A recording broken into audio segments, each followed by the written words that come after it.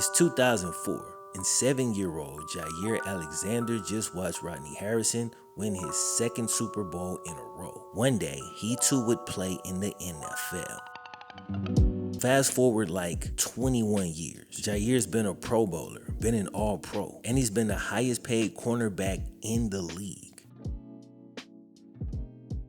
But now, those things are all in the past, and he's having the worst game of his life. He'd taken to the game like a shark takes to water, but now he was drowning. How could this be?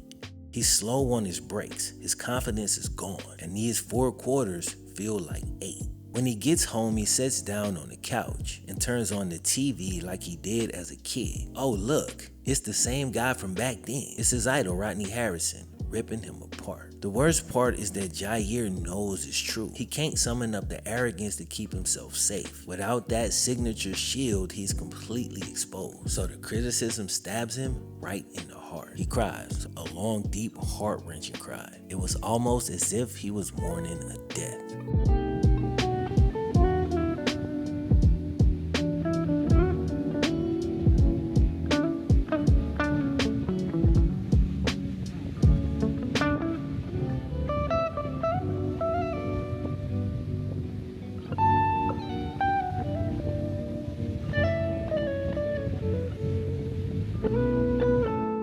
One of his idols had confirmed what he'd already feared. His time as an elite player had come to an end. 8 months earlier, dude laid flat on a field that he'd played his entire career on, bro. He went to make a tackle when the heel of his foot got stuck in the ground. His PCL popped. A PCL injury is particularly bad for a DB who spends most of his time running backwards. The PCL has a lot of functions, but of all the ligaments in the knee, it does the most work in stabilizing the knee joint, specifically when you're going backwards. For athletes, a career-altering injury can feel like a kind of death. That version of you that existed pre-injury, we may never see that person again. So you go through the stages of grief, and for athletes, the first one's the worst, denial.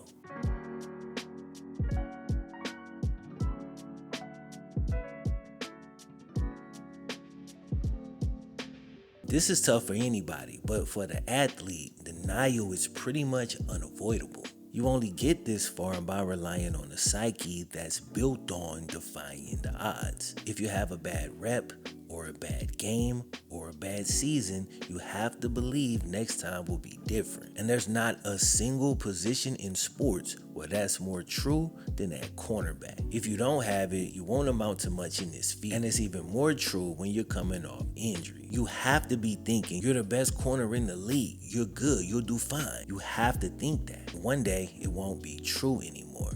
Then you've crossed over to the land of denial. So you bring it up here, and then you bring it down. Okay, I like that. Okay. My knee was still messed up from a PCL injury and surgery the previous year. I'd been telling myself all preseason that I had to be out there for the Bills game. I even went down to Atlanta 3 weeks before kickoff to get a stem cell procedure trying to speed up recovery. But then I couldn't walk on my own for the next 3 days. I'm looking at the calendar and time's just flying by. I'm pushing myself hard to be ready to go, but I'm still having knee pain. Then the last week of practice before the game, it was clear I wasn't ready to be out on the field yet. Trying to will my way through and hype myself up. Just constantly telling myself, bro, you're the best corner in the league. You're good, you know? You'll do fine. And then, I didn't. I was bad out there.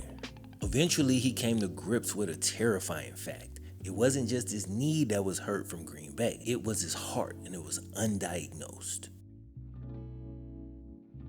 Athletes often bury emotions through physical activity, but when the incident that caused the emotions that need to be buried also took away the physical activities you used to bury them, the problems compound, and that's when we spiral. At that point, I really needed help to get through everything I was feeling. Talking to my therapist after I got to the Ravens, one of the big things that we came to realize was that I was still struggling to deal with how things had ended for me back in Green Bay. I was still really hurt. I still hadn't gotten over it. So I was already going through some stuff mentally before the Bills game. But then after the game, everything just got magnified. Bro, I felt so awful, just totally miserable. I needed help on how to navigate through the building, how to deal with the embarrassment. No matter what I tried to tell myself, I couldn't help thinking, these guys are judging me. They're all like, man, now I get why Green Bay cut him. At this point, he was in a really rough spot. He was projecting his deepest, darkest feelings onto others. This was exactly what he was struggling not to believe about himself. But somewhere down there, he thought it was true. And no matter how he tried to cover up, he felt others could see it. Athletes who are truly elite can internalize criticism better than most. They develop a system to utilize this as fuel. But if the gas just sits in the tank, it's gonna go bad. If you criticize an athlete and he's physically healthy, he can go to the field and get extra work. Then on Sunday, dude can prove that he is who he said he was. And he's constantly proving that, both to the detractor and to himself, over and over. But if you remove the physical side, sometimes those criticisms linger in your head, and slowly they start to break you down. So you rush back to the field trying to reclaim your identity. But if your body's not ready, your brain doubles down. When an athlete feels guilt for playing poorly, he feels bad, but he just wants to make up for it, and he fully believes that he can. But when he feels shame, he doesn't believe. He pretends to believe for as long as he can. There's a major difference between guilt and shame. With guilt, you feel, I did something bad. With shame, you feel, I am bad. That's why he couldn't shake the feeling of deep embarrassment, because he was the one who believed the things that he was projecting onto his teammates. When he got traded to the Eagles, he started feeling a little better. He'd been rehabbing and resting his knee for a while. But just when he began to get his confidence back, the turf got snatched from beneath his feet. Check out this excerpt. For those first couple of days, bro, let me tell you, I was one of the best DBs out on the practice field. I was excited too, because the Eagles was about to play at Green Bay, their next game, and I was all systems go. But as game day got closer, my knee kept swelling up more and more. It's getting worse and worse because I'm getting all the reps. And in my head, as much as I'm trying not to think this way, it's like, here we go again. I was freaking out. I couldn't stop thinking about a potential repeat of what happened in the Bills, but this time it would be against my former team in my former home stadium. I know all them people, so given the circumstances, it was even more terrifying. The team planned for me to have my knee drained the day before the game, and then to give it a go against the Packers. I remember hearing that plan and checking my phone and seeing that it was 7 degrees or something in Green Bay. And then having all of these thoughts swirl through my head about my knee in that weather. I went home the night before we were supposed to fly out to Green Bay. I didn't sleep a wink. I'm tossing and turning in the bed nonstop. I'm worried and I'm anxious and I'm unable to stop all the negative thoughts from creeping in. I just couldn't do it anymore.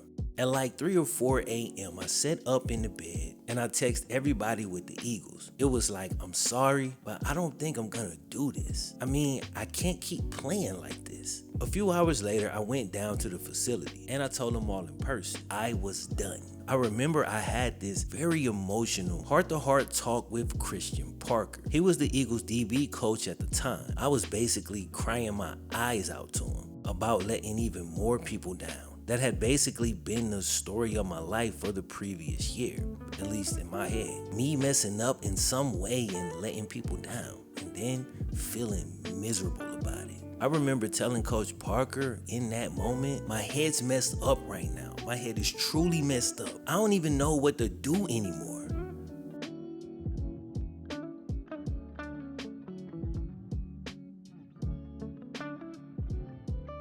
When the news broke that he was stepping away, everybody had the typical array of reactions. People sending empty words, oh bro, you still got it, shake back, don't give up. But of course, we can't feel what he feels.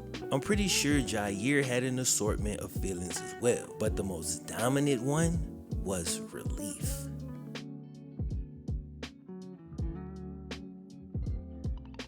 At first, I'll admit, it was tough watching games, but I knew my decision was for the best. I've been at peace with it. I've honestly just been more at peace overall lately. If there's anything I learned over this past year, it's that life isn't always gonna go perfect. There will always be ups and downs. And sometimes just being able to say you in a good place and just being happy overall, that really is good enough.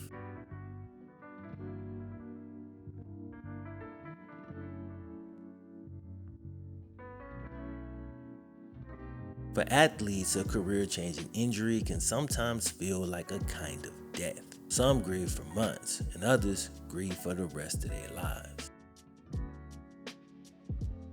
But where there's death, there's opportunity for new life. So while you could choose to mourn your old life forever, you could also choose to go live your new one.